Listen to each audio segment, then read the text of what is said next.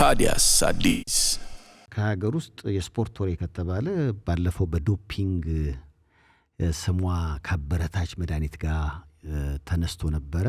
በጊዜው ከእርግዝና ጋር በተገናኘ የወሰድኩት መድኃኒት ስላለ ነው እንጂ እኔ እንዲሁም ጀግና ነኝ ስትል ነበር።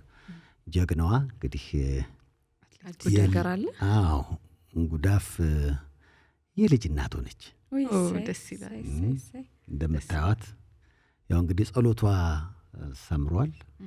ስለዚህ የልጅ እናት ሆናለች። ባለፈው ትዛላችሁ አይደል? በተለይ በጣም በትልቅ ደረጃ መነጋገሪያ ነበረ። ያው እርሷም ደግሞ ምላሽ ሰጥታ ነበር አይደል? ከጉዳዩ ጋር ተያይዞ በተለይም ደግሞ ከእርግዝና ጋር ተያይዞ ያ ጽንሱ እንዲጸና የሚያደርግ መድኃኒት መውሰዷን ተናግራ ነበርና ደስ ይላል። ደስ የሚል ዜና ነው። ያው እንግዲህ ባለቤቷ ልጇን አቀፍ አድርጎ እዚህ ኢትዮጵያ ውስጥ ነው እንዴ? እና ታዲያ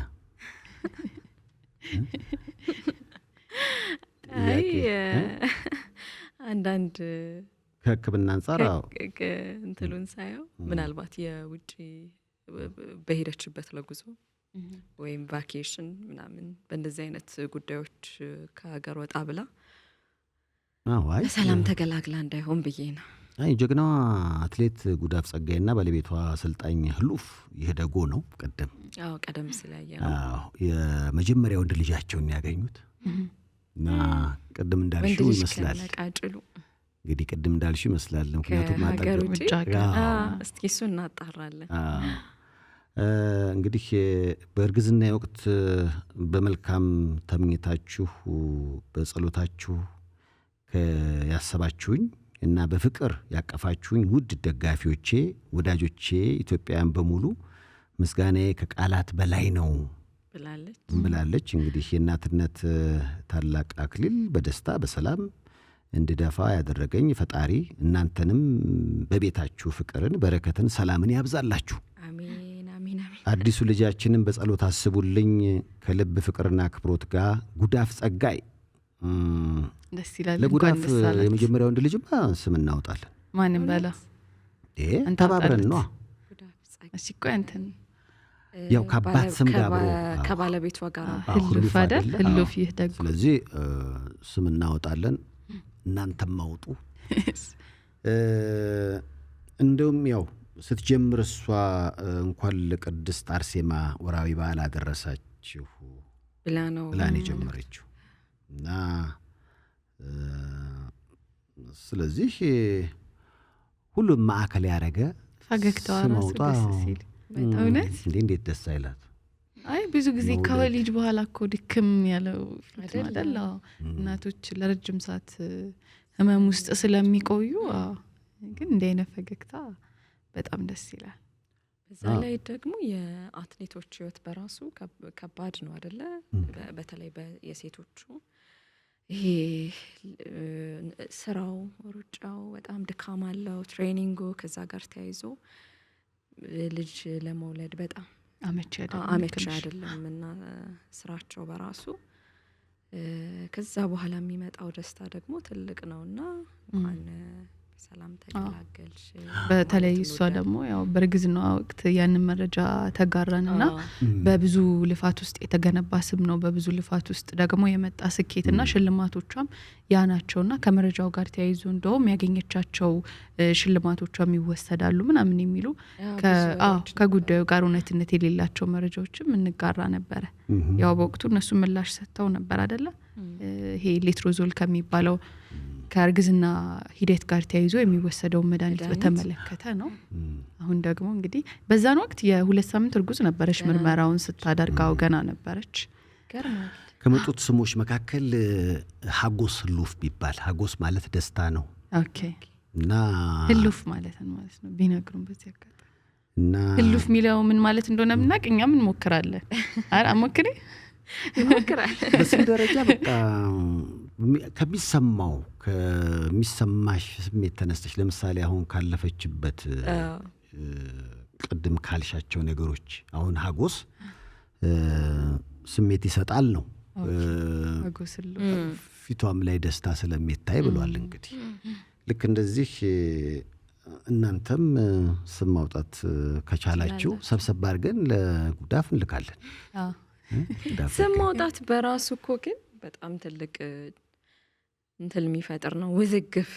ለምን እንዴ? እዚህ ጋር ወላጆች ይፈልጋሉ፣ እናት አባል በራሱ ይፈልጋል፣ ከዛ ቤተሰብ ይወጣል። የሆነ ሰዓት አንዳንድ ልጆች እኮ እስከ 1 ዓመታቸው ድረስ ስም ሳይወጣላቸው ይቆያል። ማለት ስምምነቱ ጸቡ ያን ያክል የከረረ ሳይሆን እንዲህ ዝም ብሎ አለ አይደል ውዝግብ ሆኖ፣ ግን ደግሞ አንዳንድ ልጆች ስም ሳይኖራቸው ረጅም ጊዜ ይቆያሉ። ብዙ ነገር ጥሩ ነገር ይዞ ስለመጣ የጉዳፍ የመጀመሪያ ልጅ በረከት ይባል። ጥሩ ነው፣ አሪፍ ነው። እውነት ልጅ ያው በረከት ነው አይደል የሚባለው። ግን አሁን የዘመኑ ስሞች አሉ አይደለ? ደግሞ ልጁ ላይ ይቀበለው ይችላል ነው። ያ ነው ስጋቴ። እኔ ግን ምንም ማድረግ አይችልም። ያው ግን የድሮ ስም እንደገና ተመልሶ መምጣቱ አይቀርም። አይሆንም፣ እኔም አይመስለኝም። አንዳንድ ቦታዎች እያየው ነው። ለምሳሌ ልጁን ከበደ ያለው ሰው አውቃለሁ። ታስቀይት ሆናል ካሁን እንዴ? በፍጹም ሊሆን አይችልም። ወጪው ከብዶት እኮ ወጪው ከብዶት ነው። የሆነ ነገሮች ከበደውና ምናልባት እንግዲህ ሕፃኑ ተረግዞ በዛ ላይፍ ውስጥ ያለፉባቸው ወይኔ ከበዶች እንዳይቀየሙ። እኔ አሁን አበበ መመለስ አለበት፣ በቀለ፣ ተስፋዬ፣ ጊዜ ጣላቸው ስሞች። ሰይፉ ራሱ በጣም ነው ማዝ ነው የመጨረሻው ሰይፉ በመሆኔ። አሁን ልታያይዘን ነው አይደል? ከነ በቀለ ከነ ተስፋዬ እኮ የውል ሰውም የለም እኮ የውል ሰውም መጨረሻ ያለቀበት ነው። የውል ሰው እንኳን አፎሚያ ነው አሁን እኮ ዘመኑ። በጣም ዝም በላቸው ህሉፍ ማለት ብዙ ከጉዳፍ ጋር በተገናኘ ሚዲያዎች ስሟን በጎ ባልሆነ መንገድ ስላነሱት ዝም በላቸው። አዎ ዝም በላቸው ይኖራል መሰለኝ።